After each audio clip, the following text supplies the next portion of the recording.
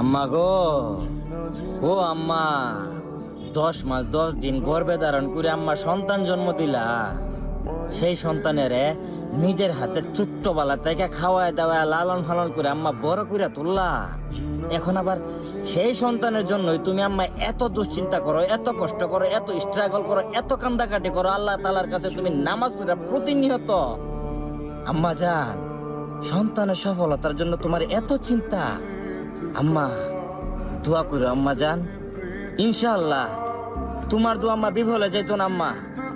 আল্লাহ তাআলার কাছ থেকে পাওয়া তুমি এক অমূল্য সম্পদ আম্মা, তুমি সেরা।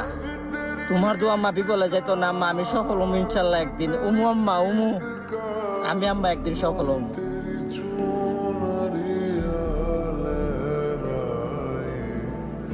जब जब मुझ पे उठा सवाल